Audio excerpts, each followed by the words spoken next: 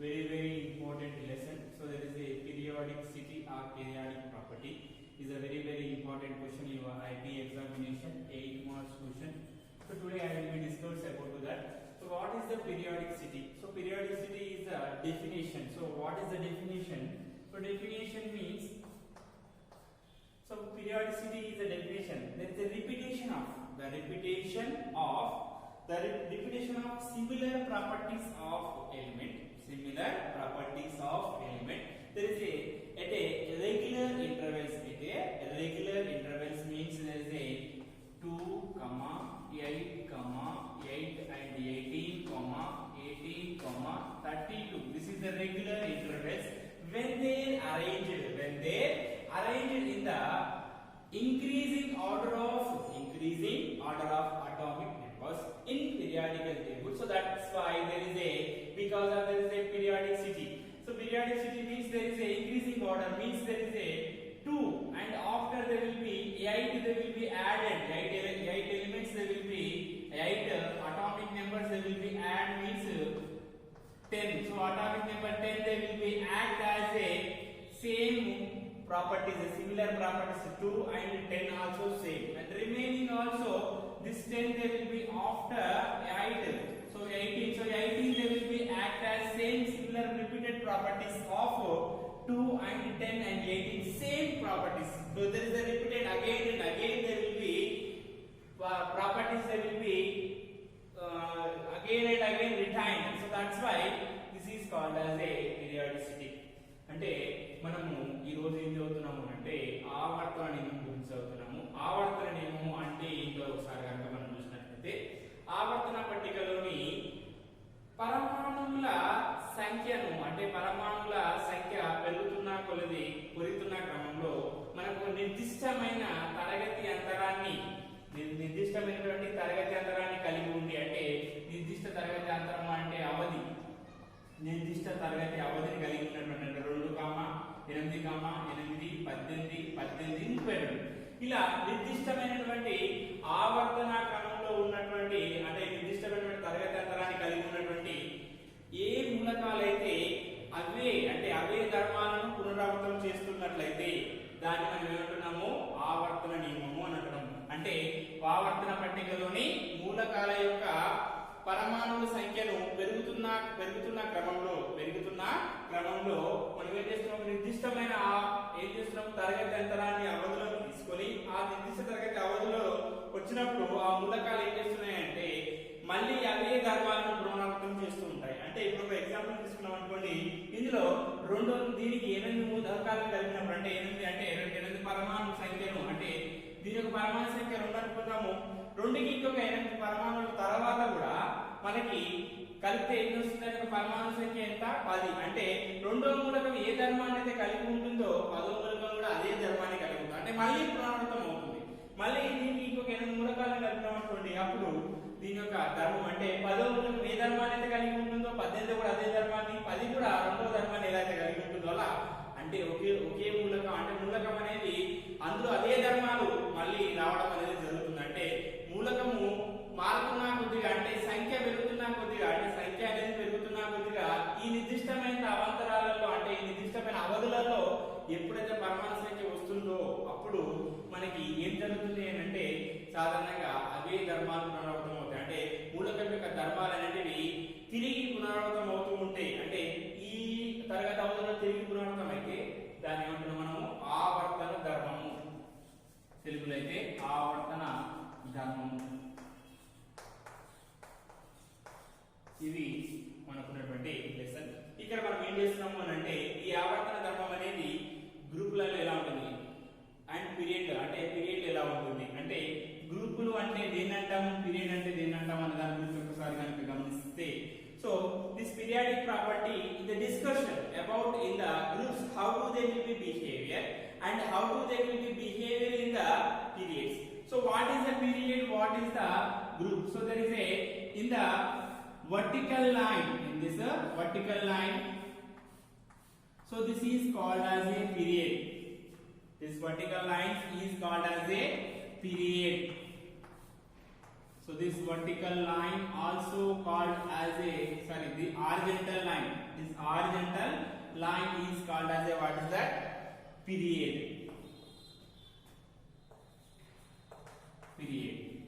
So this vertical line, this area is called as a group.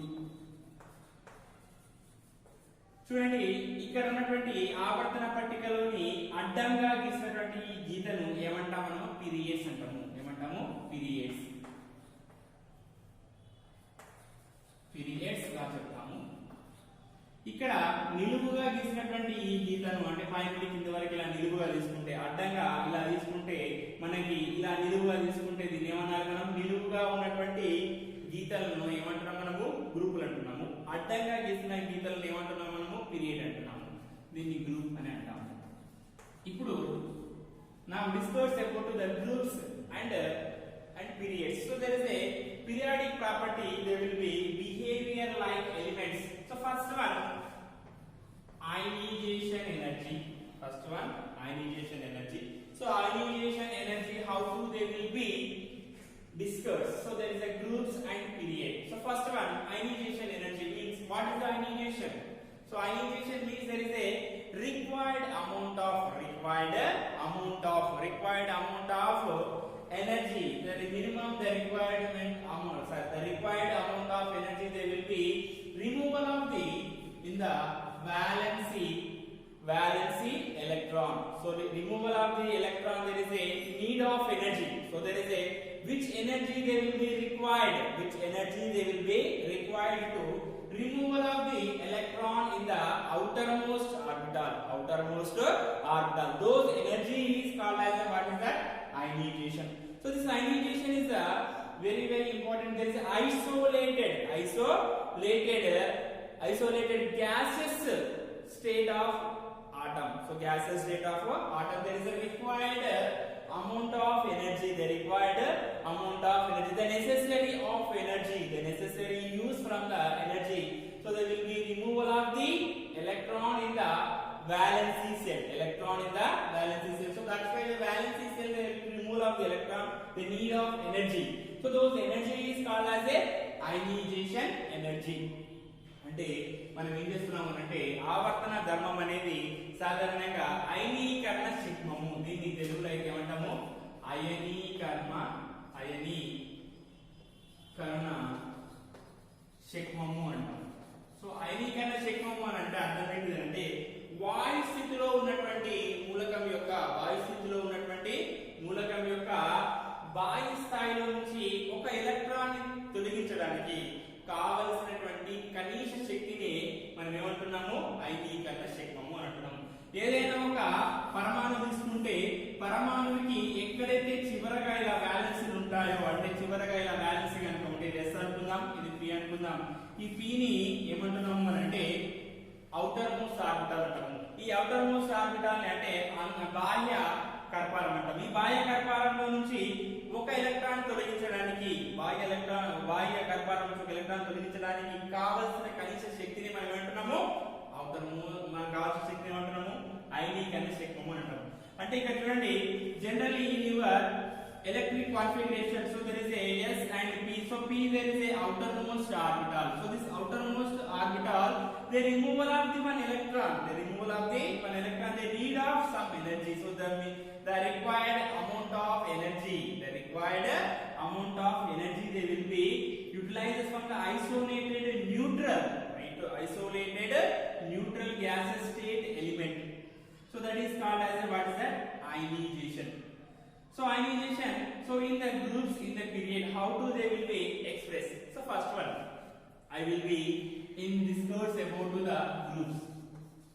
So group, how do they will be in the group? So group means there is a vertical lines. Group means there is a vertical lines. So vertical lines, so there is a in the group, so there is a, because of there is a atomic numbers, so like this type. So suppose I will be taking one atomic numbers, I will be write to now 10, 18, 36, 54 and 86. So this is one of the group. So one of the group means there will be increasing of shells, there is a increasing of shells, so there is a atomic size they will be increase. So atomic size they will be increases, so there is a in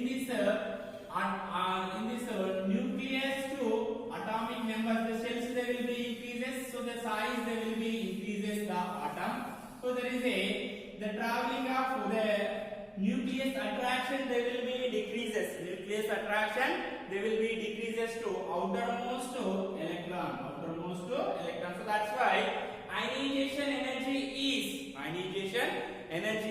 in the groups. What is that? There is a decrease. Ionization energy is in the groups. There is a decrease. So top to bottom size they will be increased. The ionization energy is decreased.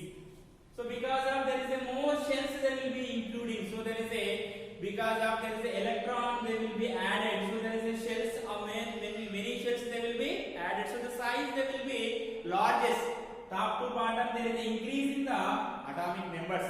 So increasing to atomic number means increasing of number of shells.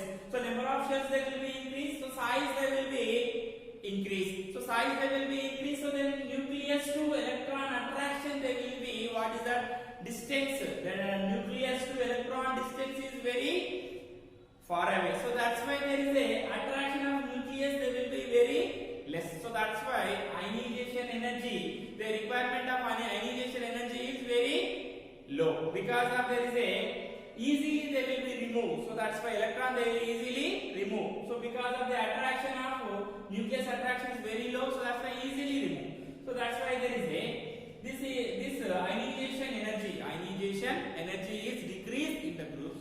So but periods. So periods is what is that? There is a horizontal lines. So this horizontal lines there is a 1 unit they will be increased. 1 unit they will be increased. So there is a the sudden there is a in the groups the top to bottom they will be size they will be increases. But there is a in the periods there is a little bit 1 unit only. So 1 unit means there is a ionization energy in the periods. Ionization energy in the periods because of there is a in this sudden change means there is a 8 electrons that will be added to 10. So this is a 8, this is a 18 and this is a 18 and this is 32. But in this only 1 unit. So there is a nothing but there is a not suddenly increases, just only 1 unit. So that's why ionization energy in the periods is increases. So because of atom size they will be decreased. Atom size there is a because of this atom interaction of element. So there is a nucleus to electron interactions is very high. So very high. So that's why there is a need of energy. So last class I will be discuss about the first ionization energy greater than to second ionization energy. So but because of in this period, so there is a nucleus to electron attractions is more. So that's why the nearby the nucleus. So nearby the nucleus there is a need of more energy. So that's why in the ionization in the periods there is a what is that? There is a increasing. Periods in increasing. So this is the first periodic property in the ionization. ఇప్పుడు మనం ఏం చేస్తున్నాము అంటే ఇక్కడ మనం ఏం చెప్తున్నాము అంటే ఇంత ముందు క్లాస్ లో మనం ఇక్కడ ఐనీకరణ శకం అనేది గ్రూపులలో ఎలా ఉంటుంది, పీరియడ్ ఎలా ఉంటుంది అని ఒకసారి కనుక మనం గమనించినట్లయితే గ్రూపులలో ఎలా ఉంటుంది అనే దాని గురించి మనం గమనించినట్లయితే ఎప్పుడు కూడా నిలువు వరుసలో ఉన్నటువంటి దాని ఆవర్తన పట్టికలో నిలువు వరుసలో ఏవైతే ఉంటాయో వాటిని ఏమంటాము? గ్రూపులు అంటాము. అంటే ఈ గ్రూపులలో ఎలా ఉంటుంది, ఇక్కడ ఆవర్తన పట్టికలో అడ్డంగా ఉన్నటువంటి గీతలను మనం ఏమంటున్నాము? పీరియడ్స్ అంటాము. అంటే పీరియడ్స్ లో ఎలా ఉంటుంది ఐనీకరణ శకమాన్ని ఒకసారి కనుక గమనించినట్లయితే నేను ఒక గ్రూప్ తీసుకున్నాను. ఇది గ్రూప్ అనుకున్నాము. ఈ గ్రూప్ లో మనం ఏం చేస్తున్నాం అంటే పరమాణువుల యొక్క సంఖ్యను రాస్తున్నాం. 2 అంటే 2 10 18 36 54 68 అంటే 86. సో ఇక్కడ మొత్తం చూడండి ఈ మూడిట్లలో అంటే ఒక దాంట్లో ఇక్కడ దీని యొక్క పరమాణు సంఖ్య ఎంత ఉంది? 2 ఉంది. దీని సంఖ్య ఎంత అంటే 8ని యాడ్ చేస్తున్నాం. తర్వాత ఇక్కడ 8ని ఇక్కడ యాడ్ చేస్తున్నాం. మళ్ళీ ఇక్కడ 18, ఇక్కడ మళ్ళీ 18, ఇక్కడ 32. నేను ఇందాక చెప్పినట్టుగానే అంటే ఆవర్తన ధర్మం అంటే మనం ఇందాక డిస్కషన్ చేసినట్టుగా ఏం చెప్పుకున్నాం మనము?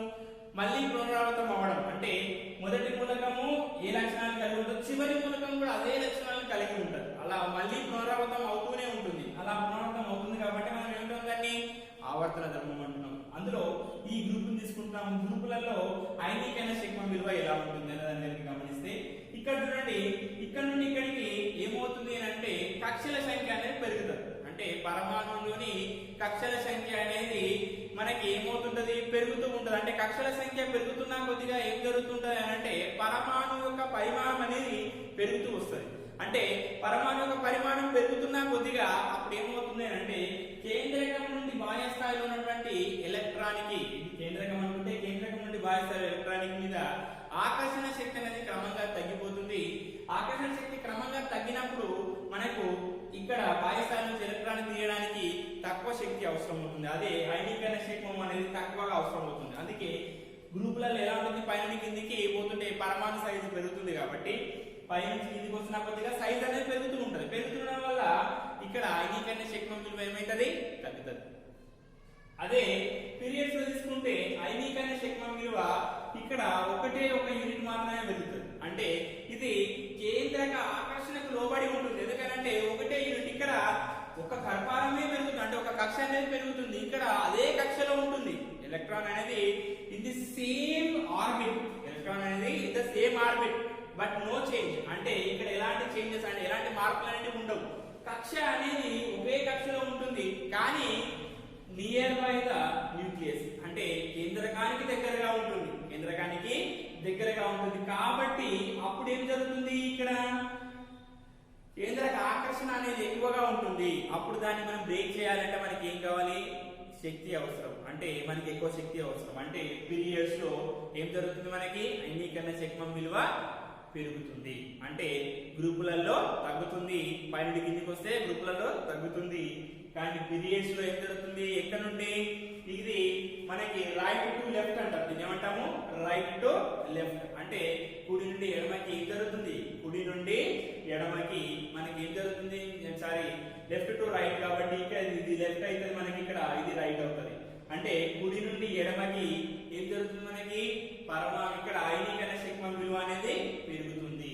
ఇక్కడ పై నుండి కిందికి అంటే టాప్ టు బాటం ఏమవుతుంది, డిక్రీజ్ అవుతుంది. ఇది అయనైజేషన్ ఎనర్జీకి సంబంధించినటువంటి డిస్కషన్. ఓకే, నెక్స్ట్ ప్రాపర్టీ గురించి నెక్స్ట్ క్లాస్ లో మనము డిస్కషన్ చేద్దాం. ఓకేనా.